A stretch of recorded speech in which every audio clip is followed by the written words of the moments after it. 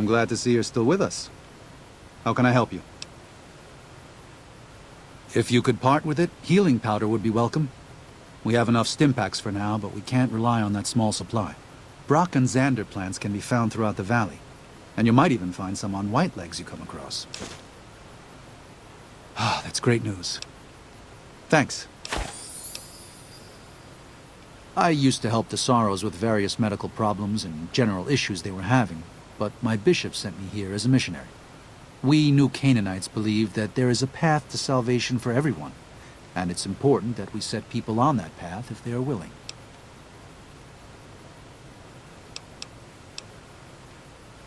A spiritual wasteland, yes. We believe that before this life, our souls existed elsewhere. And after we die, our souls will leave this world. During our time here, we have the burden of choice. The choices we make determine where we go in the spirit world and how we will face judgment. New Canaanites believe, as many once did, that God was made flesh here on earth as a man named Jesus Christ. He sacrificed his life to save us. Every sin, every terrible thing that you, me, or any one of us have done for all time was washed away by his blood. We just have to accept his love. That's why we visit the tribes, to spread the good news. For all we know, we New Canaanites may be all that remains of Christ's followers.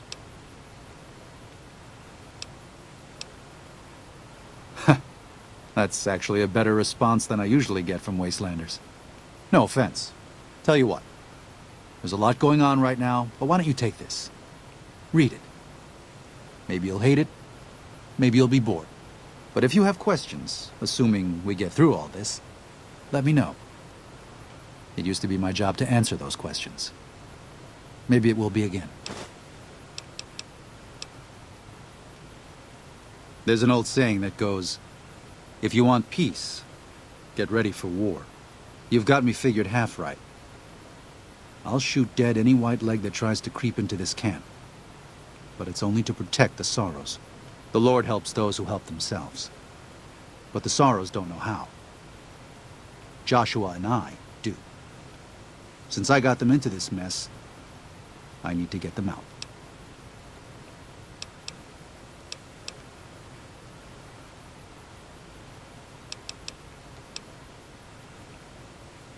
There is an important difference between killing in defense and waging war.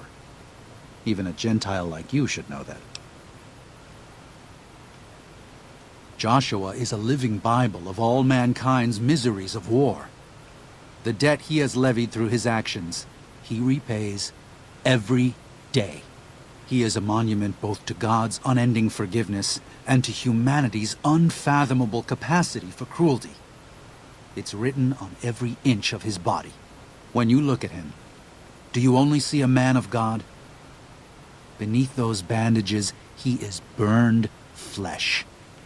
As he burns, so does he consume everyone around him. Joshua wants to fight because the Whitelegs have stoked the naked flame inside of him. You see the light, but do not yet feel the heat. I can pray that you never will. But it isn't up to me, and it isn't up to God. It's up to Joshua. They're hateful savages who live only to plunder and destroy. Their leader is a devil called Salt Upon Wounds. War is all he knows. Everything he has, everything that tribe has, was taken by force, raiding, and scavenging. It's said there's no man deadlier at close range. That power fist of his has smashed 100 skulls. Maybe that's true, but so what? It's a low form of leadership. A tribe that knows only war has no future. And so he'll lead them to Caesar.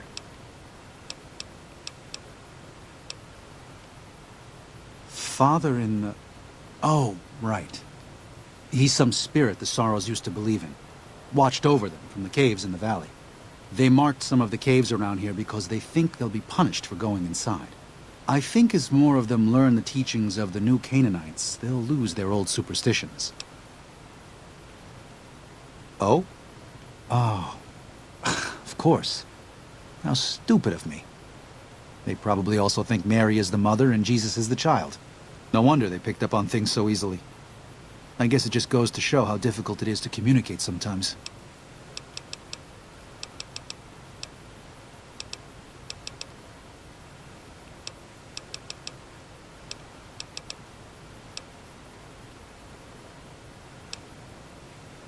Yeah. Bishop Mordecai is... Sorry. Mordecai was my bishop. He was killed by Whitelegs during the attack on New Canaan. He was responsible for our congregation there.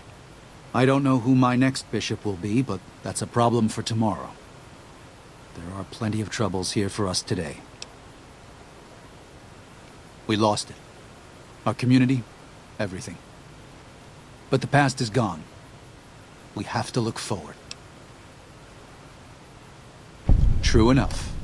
We can't escape it no matter how hard we try. Best we can do is own up. Trust in the Lord to forgive. Joshua was gone. So were a lot of the other New Canaanites.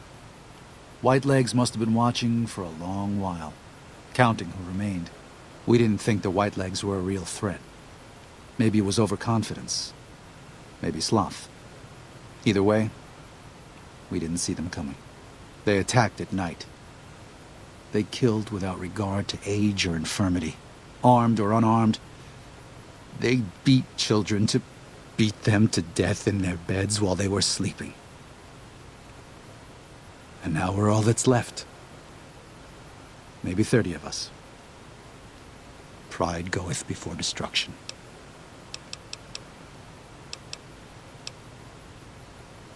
I'm trying to make amends for allowing our problem to become their problem. The New Canaanites, I mean. The Whitelegs have always fought with us. And with Joshua returning, Caesar has motivated the Whitelegs to stamp out the New Canaanites entirely. That means the tribes we work with, too. It's already happened. I just want to prevent something terrible from happening to the Sorrows. Yes, but not just Whitelegs. Raiders, too.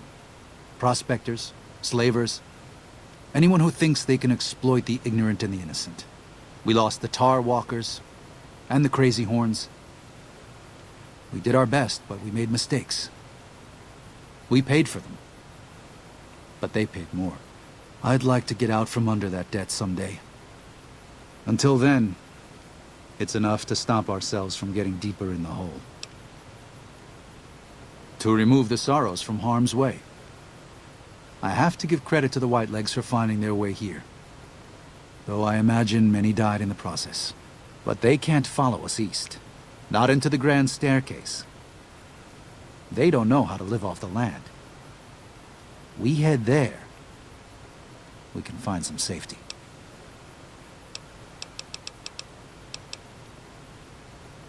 I'd like you to drop it. It's a private matter. I never thought I'd be in charge of anything. Don't know why. Bishop Mordecai was old. He had been sick for years. He couldn't walk anymore. It wasn't a problem for the rest of us. He made it out to be more trouble than it really was. Just his way, I guess. When the Whitelegs came, he was upstairs. We couldn't get him out in time. The house caught fire at the base and worked its way up. Fast. He didn't die of smoke.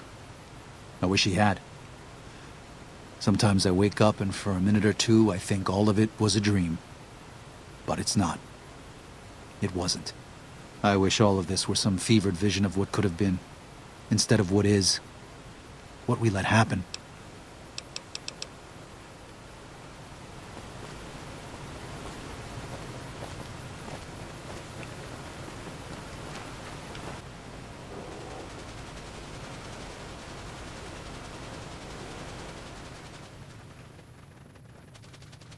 I ask that you guide this man through success.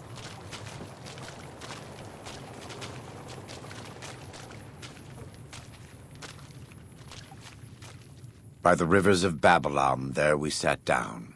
Yea, we wept, when we remembered Zion. Remember, O Lord, the children of Edom in the day of Jerusalem, who said, raise it even to the foundation. O daughter of Babylon, who ought to be destroyed, happy shall he be that rewardeth thee as thou hast served us. Happy shall he be that taketh and dasheth thy little ones against the stones. Do you know what it means? Given those two choices, yes. In the best of all possible worlds, they would just leave us in peace. But they won't. I don't enjoy killing, but when done righteously, it's just a chore, like any other. Practiced hands make for short work, and the good Lord knows there's much to be done here. Happy are those who do the work of the Lord. Zion belongs to God and the people of God. It is a natural temple and monument to his glory. When our Lord entered the temple and found it polluted by money changers and beasts, did he ask them to leave? Did he cry? Did he simply walk away? No. He drove them out. It is one thing to forgive a slap across my cheek, but an insult to the Lord requires... No. It demands correction. I and the dead horses are prepared to do what must be done to protect Zion from the White Legs. And though Daniel won't accept it yet, there are many sorrows who are also prepared. They may not be warriors, but this is their home. If you have a chance to speak with Daniel about this, ask him to consider defending Zion instead of abandoning it. He has good intentions, but I fear that if we evacuate the sorrows from this place, it will be lost to them, and us, forever. Welcome back. He's a butcher. Believe me, I know the godless fire that burns in his heart. I've been burned by it myself. He's not the kind to let his subordinates do all the killing. No. He likes to have a hand in it, with that spear of his. He's fashioned himself an abomination before the eyes of the Lord. I'm happy to serve as an instrument of divine justice.